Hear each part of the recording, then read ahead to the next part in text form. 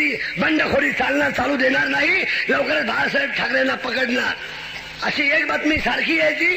आणि दुसरी बातमी तुम्हाला माहितीच आहे, पंजाब 40 ठार, पंजाब 17 ठार, रोज बघा पंजाब 19 ठार. तो आकडा लोकांच्या डोक्यामध्ये एवढा भिनला की त्याच्यावरून लोक मटका खेळायला लागले. हो,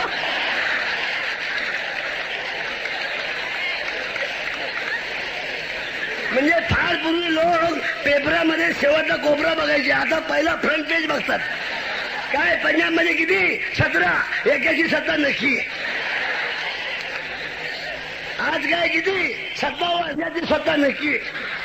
आणि ज्या दिवशी काही नाही पंजाबमध्ये त्या दिवशी मेंढीची मेंढी.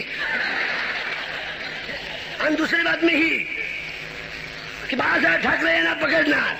2 महिने झाले रोज बातमी वाचून कंटाळा आला, सगळे पेपर घेतले, शंकररावच्या घरी गेलो, म्हटलं हो शंकररावजी चव्हाणजी, अरे या प्रत्यक्ष आपण प्रत्यक्ष नाही अप्रत्यक्ष बोला, मला सांगा की गेली 2 महिने तुम्ही सारखं म्हणताय बाळासाहेब ठाकरे यांना पकडणार, बाळासाहेब ठाकरे यांना पकडणार. पहिले मला हे सांगा की बाळासाहेब ठाकरेचं काय पकडणार?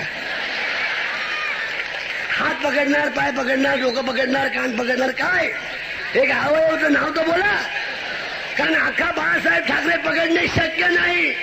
अरे तुम्हीच काय, शंकररावजी तुम्हीच काय, पण राजीव गांधीच्या जरी मनात आलं तरी बाळासाहेब ठाकरेंच्या केसाला धक्का लावू शकत नाही.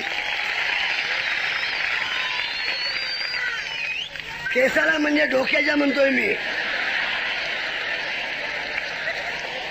हो, तुमचा गैरसमज व्हायला नको, कोल्हापूर आहे बाबा. लगेच उद्या मला रांडचा काय पण बोलतो.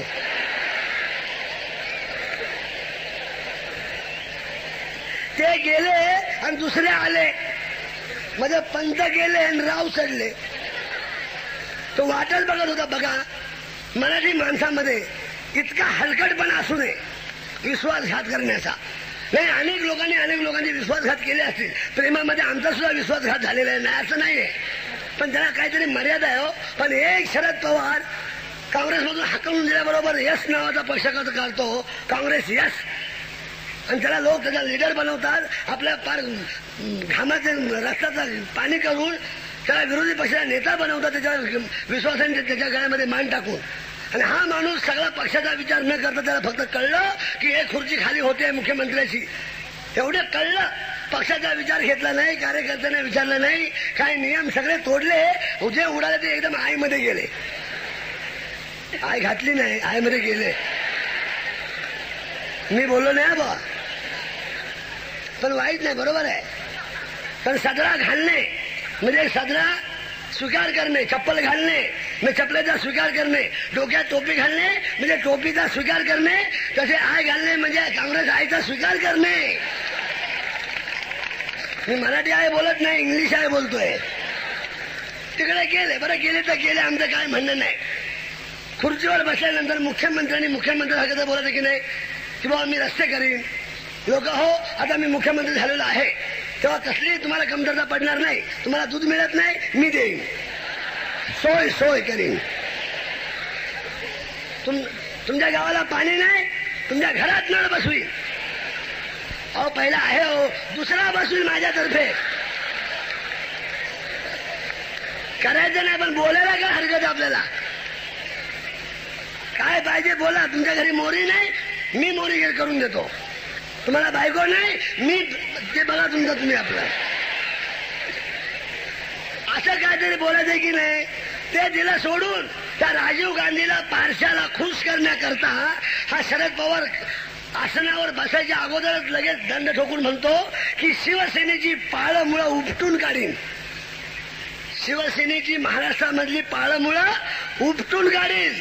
अरे शरदराव, गेली 40 वर्षात तुला काँग्रेस गवत उपटता आलं नाही, तो आमची काय उपटणार.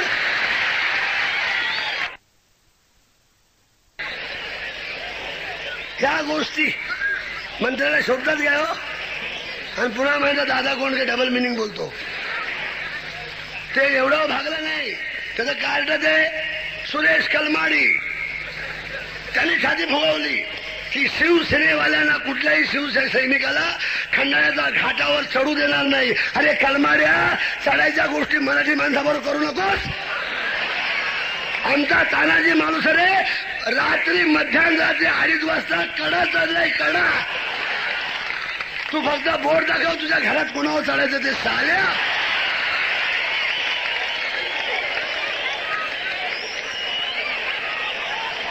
काय नाही, ह्यांचे दिवस भरत आलेले, दुसरं काही नाही. म्हणून अशा गोष्टी करतात. काल अधिवेशन झालं औरंगाबादला.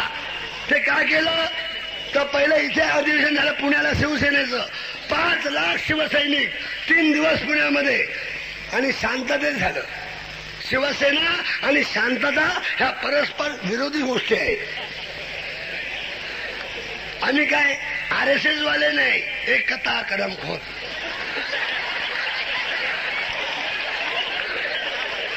ते आपल्याला शिकवलं नाही कोणी. म्हणजे सुंदर बायको घरात ठेवायची आणि तिला हात पण लावायचा नाही म्हातारी होईपर्यंत. आणि मग सांगायचं बघा किती जपली मी. अरे गाढवा जपली कशी, तुला दुसऱ्याला देऊन टाकायची नाही का? आपण वापरायची नाही, दुसऱ्याला द्यायचं नाही. तर शिवसेनेचं अधिवेशन झालं इकडे 5 लाखाचं. दिल्लीला बातमी गेली की शिवसेने का बहुत बड़ा अधिवेशन हो गया और 5 लाख लोग थे. राजीव गांधी ने लगेच फोन केला रात्री शरद पवारला, हे सुअर के बच्चे, मैंने सुना है कि 5 लाख का उधर आदमी जमा हुआ था वो शिवसेने का. बोला हाँ हाँ यस सर. तो बेंजर तू काय को अकेला बैठा उधर, तेरे पीछे कोई नहीं क्या? अगर देखो तू भी अधिवेशन नहीं लिया तो मैं तुमको 2 मिनट में कुर्सी निकाल दूंगा. घाबरलं शरद पवार, लगेच अधिवेशन जाहीर केलं. औरंगाबादला अधिवेशन. मला खरं सांगू, 50,000च्या वरती माणसं नव्हती. ते सुद्धा भाड्याने आणलेले लोक. कारण मुळात हे भाडखाव आहेत ना. भाड्याने आणलेली माणसं ती लागली मारामारी करायला. चायला आम्हाला 40 रुपये ठरवले नाही, 50 रुपये देता काय? शेवटी मला जावं लागलं भांडणं सोडवायला. गरीब झोपडपडीचे लोक. बरं अधिवेशन झालं, नाही अधिवेशनामध्ये तरी चांगलं बोलायचं की नाही की तुमच्या सरकारचा कार्यक्रम काय पुढचा डोंबलाचा? काही नाही. तिथे पण हेच की बाळासाहेब ठाकरे हिंदूचं राज्य काय निर्माण करणार. अरे बाळासाहेब ठाकरेच्या समान बरगड्या दिसत आहेत, बरगड्या. आणि छाती 13 इंच आणि फुगवल्यावर 14 इंच. मला कळत नाही की या मुख्यमंत्र्या शरदरावला छातीचा एवढा शोक का हो. आणि रेखा तुला जर छाती मोजायची होती तर बाळासाहेब ठाकरे कशाला घरची छाती मोजणार, एखादा पोरबाळ तरी होईल.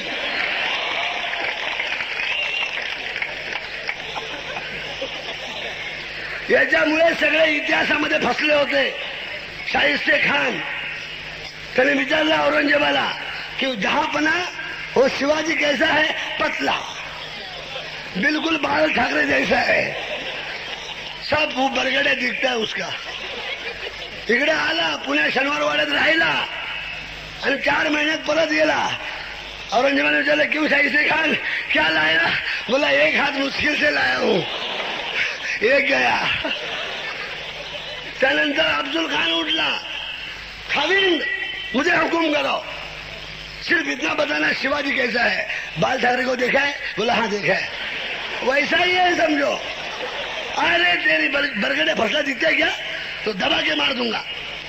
प्रतापगडावर गेला पकडायला, समोर शिवाजीला पाहिलं होतं खुश.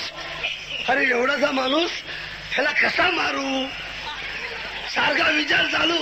अगदी जवळ येईपर्यंत शिवाजी महाराजांनी असे हात केले तरी हा विचार करतोय की ह्याला असा मारू का असा मारू, असा मारू का असा मारू.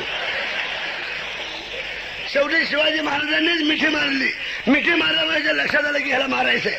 लगेच त्यांनी बगल दाबली आपली बरगड्या मोडायला. महाराजांनी वाघ नख घातली आणि त्या अफजल खानच्या पोटातून आचडी बाहेर काढली.